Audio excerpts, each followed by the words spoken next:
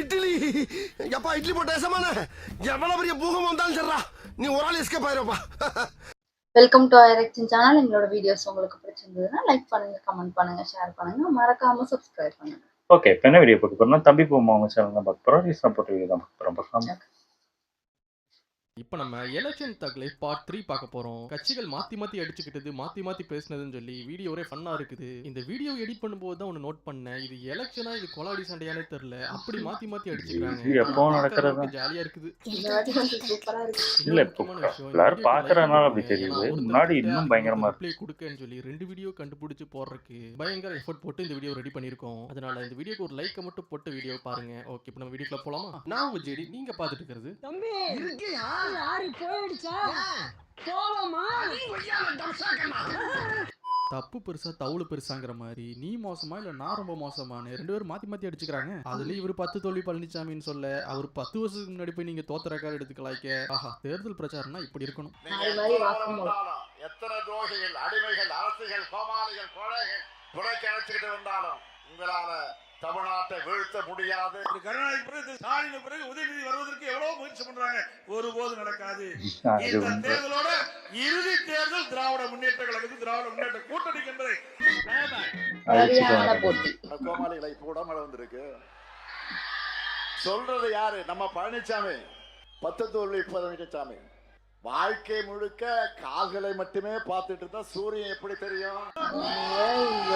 பழனிசாமி வாழ்க்கை முழுவதும் காலையே பார்த்துட்டு இருந்தா சூரியன் எப்படி உங்க கண்ணுக்கு தெரியும்? ஒரு முறை தலை நிமிர்ந்து பாருங்க, அப்பதான் சூரியனுடைய இருப்பும் பவரும் உங்களுக்கு தெரியும். எப்பொழுது பார்த்தாலும் பழனிசாமி காலையை பார்க்கிறாங்க. காலை பார்த்தா தாங்க சரியான பாதையில நடக்க முடியும். உங்களை போல கை டைப்படிக்கல, கையே டைப்படிக்கல.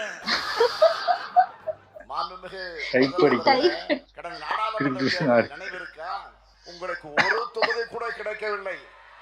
உங்க பக்கத்துல ஒருத்தர் உட்கார்ந்து இருந்தாரு, அவர் என்ன வெறும் பழனிசாமி நினைச்சிட்டீங்களா? சாதா பழனிசாமி அல்ல, தி கிரேட் 10 தோல்வி பழனிசாமி. 2019 இருந்து எல்லா தேர்தலையும் தோல்வியை தவிர எதுவும் காணாத மாவீரர். இப்படி ஒரு ஃபெயிலியர் கும்பல சேர்ந்து கொள்கையால இணைந்திருக்கக்கூடிய திமுக கூட்டணி வீழ்த்த போறாங்களாம். எடப்பாடி பழனிசாமி 10 தோல்வி கண்ட பழனிசாமி. ஸ்டாலின் அவர்களே, 2011 ஆண்டு சட்டமன்ற தேர்தல் உங்க தந்தையும் உயிரோடு இருந்தா, நீங்களும் இருந்தீர்கள். 2 பேரும் இருந்து கூட எதிர்கட்சி வரிசையிலே அமர முடியவில்லை. 2 பேரும் இருந்து கூட எதிர்கட்சி வரிசையிலே அமர முடியவில்லை. இதை எப்படி அம்மா மறக்க முடியும்? உன்னைய போலீஸ் வேலைக்கு தப்பா எடுத்திருக்காங்க. நல்ல டாக்டரா போய் பார்க்க பாரு, ரொம்ப வீக்கா இருக்க. 2 பேரும் ஏடிஎம்கே டிஎம்கேக்கு போட்டின்னு சொல்லி அடிச்சுக்குவாங்கன்னு பார்த்தா, அப்பாவும் உதயநிதியும் சேர்ந்து டிஎம்கேக்கும் சென்ட்ரலுக்கும் தான் போட்டி, தமிழ்நாடுக்கும் டெல்லிக்கும் தான் போட்டின்னு மாத்திட்டாங்க. கூட்டணி வச்சுட்டு தமிழ்நாடுக்கு எதிராகவே மாறிட்டாரு, மோடியோட அடிமையாவே மாறிட்டான்னு பேச ஆரம்பிச்சிட்டாங்க. பெரும்பாலும் தமிழ்நாட்டோட கிராம தெய்வங்கள் வடக்கே நோக்கி தான் உட்கார்ந்துருக்கு. ஏன்னா தமிழ்நாட்டுக்கு ஆபத்து எப்பவுமே வடக்கில் இருந்துதான் வரும். அப்படி எதிர்வரக்கூடிய என்டிஏ என்ற ஆபத்தை தடுத்து நிறுத்தக்கூடிய தேர்தல் தான் இது. 2000 கோடி ரூபாய் கல்வி நிதி வேணும்னா இந்திய படிச்சாகணும் என்று கட்டாயப்படுத்துறாங்க. 2000 கோடிக்காக தமிழர்களுடைய சுயமரியாதையை அடமானம் வைக்க நான் ஒன்னும் காலில் விழுந்து பதவி வாங்கின பழனிசாமி இல்ல. நாடுக்கு ஏத்த மூடி மாதிரி இன்னைக்கு மோடிக்கு ஏத்த ஒரு அடிமைதான் திரு எடப்பாடி பழனிசாமி அவர்கள்.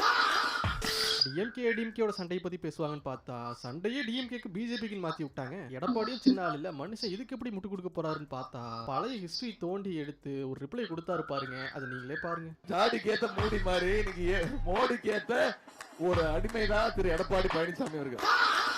நல்லவன், குஜராத்ல சிறப்பு ஆட்சி செஞ்சவன், திறமையானவர்னு யார் சொல்றா? கருணாநிதி, திரு உதயநிதியினுடைய தாத்தா சொல்றாரு. ஆமா ஆமா, நரேந்திர மோடி மிகவும் நல்லவர். நரேந்திர மோடி அவர்கள் யார் சர்டிபிகேட் கொடுத்தது? திரு கருணாநிதியே கொடுத்துட்டாரு. அப்புறமான வாய் மூடிட்டு கொண்டு குஜராத்தை சிறப்பாக மேம்படுத்தியுள்ளார். நரேந்திர மோடி மிகவும் நல்லவர். கருணாநிதி பரவருக்கு பேட்டி. அப்புறமான வாய் மூடிட்டு கொண்டு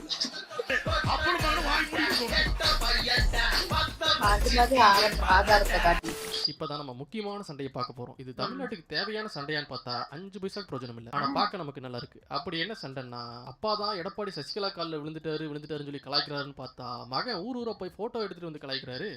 மீண்டும் அந்த அம்மா காலை வாரி விட்டு என்ன தெரியுமா கேட்டாரு? நீயா என்ன முதலமைச்சர் ஆக்குறேன்னு கேட்டாருமா. கீழே ஒருத்தர் படுத்திருக்காருமா. கார்பெட் நினைச்சுக்காதீங்க. இப்படிதான் அவர் முதலமைச்சரானாரு. இதுக்கு மேல நீங்களாச்சும் இதுக்கு ரிப்ளைவா கொஞ்சம் வருஷத்துக்கு முன்னாடி உதயநிதி அவர்கள் ஒரு முக்கியமான ஆளுக்காக பால்டாயில் குடிச்சிட்டு ஹாஸ்பிட்டல்ல சீரியஸா இருந்தாருன்னு சொல்லி நம்மளால கன்ஃபார்ம் செய்யப்படாத மாதிரி ஒரு நியூஸ் பரவிட்டு இருந்தது. அதை எடுத்து கலாய்க்க ஆரம்பிச்சிட்டாரு எடப்பாடி. ஏற்கனவே பால்டாயில் கொடுத்து அவரு கஷ்டப்பட்டு இருக்காரு. அந்த பால்டாயில் குடிக்கிறவங்க எல்லாம் பஞ்சு டைலாக் பேசுறாங்க. என்ன பண்றது, தலைவிதி. சொல்ல விரும்பல. குடிச்சிட்டு போறான்னு பேசிட்டே இருக்காரு. இனிமே அவர் எடப்பாடி பழனிசாமி இல்ல, பால்டாயில் பழனிசாமி. நம்ம கட்சி நிர்வாகிகள் சொன்னதான் நான் சொன்னேன். பால்டாயில் குடித்தவங்க எல்லாம் பஞ்சு டைலாக் பேசுன்னு சொன்னேன். பால்டாயில் குடித்தவங்க எல்லாம் இவருக்கு ஏங்க கோவம் வருது? யாரையாவது பேச சொல்லி சொன்னா எங்கேயுமே பேரை குறிப்பிட்டு சொல்லல. அப்போ இவருக்கு ஏன் கோவம் வருது? எங்க அப்பா குதிரைக்குள்ள என்ன அவரே சொல்லிட்டார். அப்ப நீ குத்துமதி பார்த்தா கேட்டியா? நானா தான் ஓடிட்டனா? இதுக்கு பேர் தான் போட்டு வாங்குறது. அவரே உண்மையை ஒத்துக்கிட்டான். எடப்பாடி பழனிசாமி நீ பால்டாய் பழனிசாமி, நீ என்ன பேர் வேணா வச்சுக்கியா, அதை பத்தி கவலை இல்ல. ஆனா இப்பொழுது ஒரு உண்மை தெரிஞ்சு போச்சு. பால்டாய் குடிச்சது யார் என்று இப்ப தெளிவாக்கப்பட்டு விட்டது.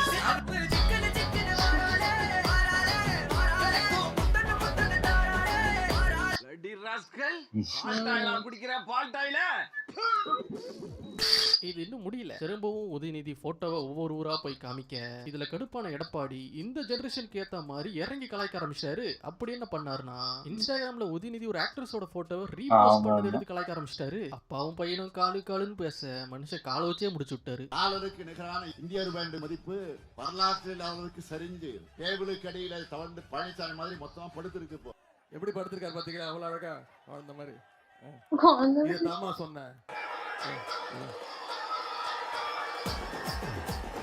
இதுதாமா இப்போ உலக புகழ்பெற்ற போட்டோ ஆயிடுச்சு. கீழே ஒருத்தர் படுத்திருக்காருமா. நீ கார்பெட் நினைச்சுக்காதீங்க. இப்படிதான் அவர் முதலமைச்சரானாரு. உதயநிதி அவர்களே இன்னைக்கு இந்த நாட்டுடைய துணை முதலமைச்சர். ஆனா 2 மணிக்கு அவர் என்ன பண்றாரு? ஒரு இன்ஸ்டாகிராம்ல போஸ்ட் பண்றாரு. யாருடைய காலை தேடி நீங்க இன்ஸ்டாகிராம்ல போஸ்ட் போடுறீங்க? நானும் பார்த்தேன்.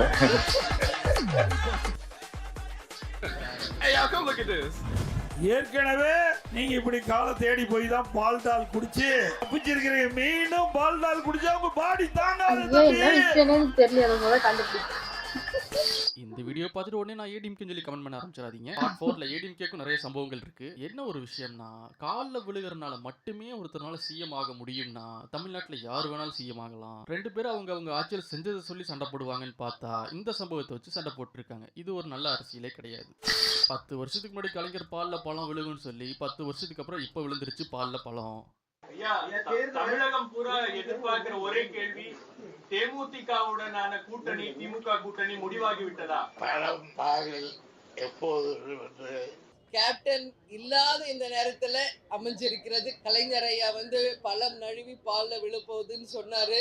ஆனா 10 வருஷம் கழிஞ்சு தாமதமாக இன்றைக்கு இந்த கூட்டணி உறுதியாகி இருக்கிறது. இவங்க கூட்டணி முடிவு இப்படி இருக்கு. கேப்டன் இப்ப இருந்திருந்தா என்ன முடிவு எடுத்திருப்பாருன்னு தெரியல.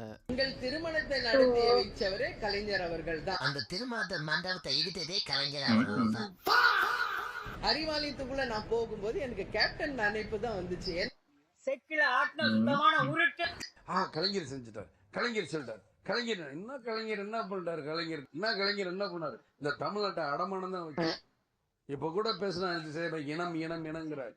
இனத்தை பூரா கொண்டு குமிச்சவர் தான் சில. இவர் இனத்தை பத்தி பேசுறாரு. தமிழ் பண்ணி அந்த மக்கள் இந்த 2 கட்சிகள் திமுக காங்கிரஸ் வீணா போச்சு. ஆனா எனக்கு என்ன ஒரு சந்தேகம்னா, பிரேமலதா அவர்கள் பண்றதெல்லாம் பார்த்தா எடப்பாடி ஏதோ ஸ்பையா அனுப்புன மாதிரியும் மிஷினை கம்ப்ளீட் பண்ணிருக்க மாதிரியும் தோணுது.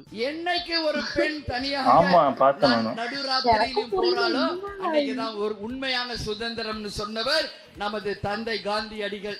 இன்னைக்கு அது போல தமிழ்நாடு முழுக்க ஒரே ஒரு குற்றச்சாட்டு தான் அண்ணன் மேல இருக்கு. அதுவும் இந்த பெண்கள் கூட்டத்துல நான் சொல்றேன், எங்க பார்த்தாலும் பாலியல் வன்கொடுமை, போதை கலாச்சாரம் இருக்கு. இதை தவிர வேற என்ன சொல்ல முடியும்? வேற என்ன சொல்லணும்? அதான் சொல்லிட்டீங்களே நீங்க. அதான் மறைச்சிக்கிட்டு இருந்தாங்க ரொம்ப நேரம். போட்டு உடைச்சிட்டாங்க. இல்ல உங்க ஃபுல்லா ஒரு தப்பு நடக்கல சொல்லிட்டு இருந்தாங்க. இவங்களே போட்டு உடைச்சிட்டாங்க வேலையில. என்ன சொல்ல சொன்னா என்ன சொல்லிட்டு இருக்க? மாப்பிள ரொம்ப நல்ல பையங்க, என்ன கொஞ்சம் கஞ்சா மட்டும் அடிப்பான். நீங்க வெறும் அந்நியார்ல ஹம்சாலி அந்நியார், துறந்த மாதிரி பிரேம்லாந்தர். ஓகே மக்களே, இந்த வீடியோ பிடிச்சிருந்தா ஒரு லைக்கை மட்டும் போட்டுருங்க. 2 வீடியோ கண்டுபிடிச்சி வீடியோ போடுறதுக்கு ரொம்ப எஃபர்ட் போட்டிருக்கோம். பார்ட் 4 ரெடி ஆயிருச்சு. அரசியல் கட்சிகள் மாத்தி பேசிக்கிட்டது, மாத்தி செஞ்சுக்கிட்டது பார்ட் 4ல பார்க்க போறோம். ஓகே மக்களே, அடுத்த வீடியோல பார்க்கலாம். பரட்டா. சூப்பர் நல்லா இருந்துச்சு. இவங்க என்ன ஆப்பில் அப்படி பேசினாங்கன்னு தெரியல.